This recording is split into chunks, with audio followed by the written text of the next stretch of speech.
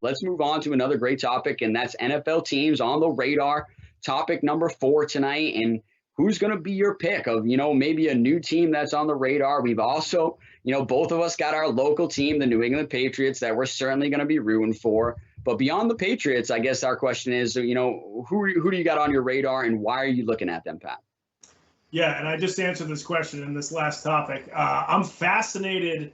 I don't know if I'm going to be rooting for them, but I am fascinated what's going to happen with the Los Angeles Rams this year, because they loaded up. They have this full salary cap. They have to win in the next couple of seasons, right? They have this coach who's a very brilliant offensive mind. You can say what you want about how he coached in the Super Bowl against the Patriots. From everything that's coming out of their, all the whispers coming out of the Rams camp is like they were just so fed up with the, the limitations they had with Jared Goff, where they just couldn't completely open up the playbook with Jared Goff, who was, a decent quarterback.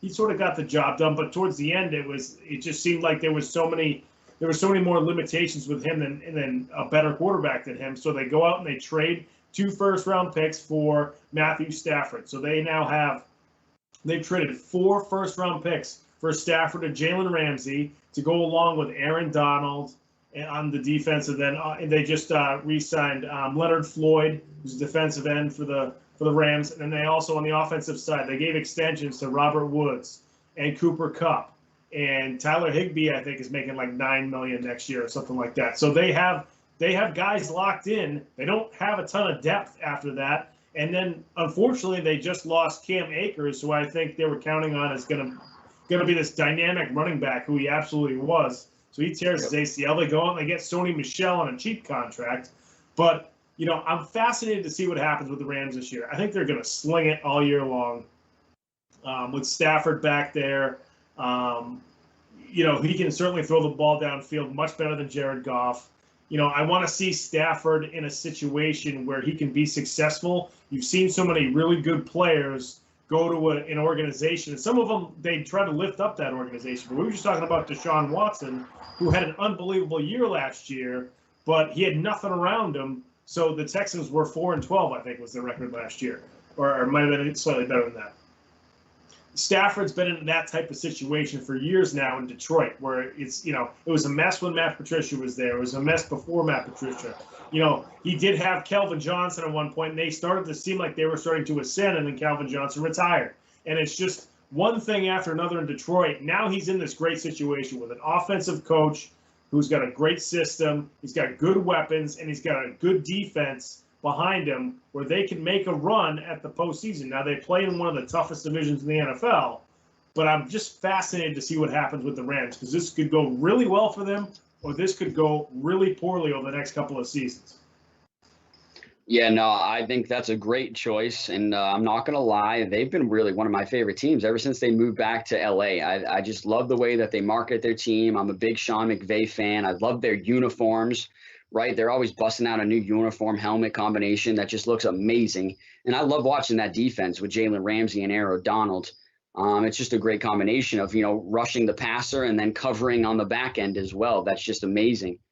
So I think that's a great pick. And even to just, add a little bit more to your pick, I am really looking forward to seeing what Matt Stafford can do with Cooper Kupp. I think that's going to be a combination that we're really going to enjoy watching this season, especially myself. But I've got a couple other teams here. I've got a couple of teams, and I'm going to go through them really quickly. The first one is the Bengals. I'm really looking to see what the Bengals can do with getting their quarterback back, Joe Burrow being healthy and coming back, after missing a handful of games last year. And I think the games that he did play last year, he looked really good, especially for a rookie.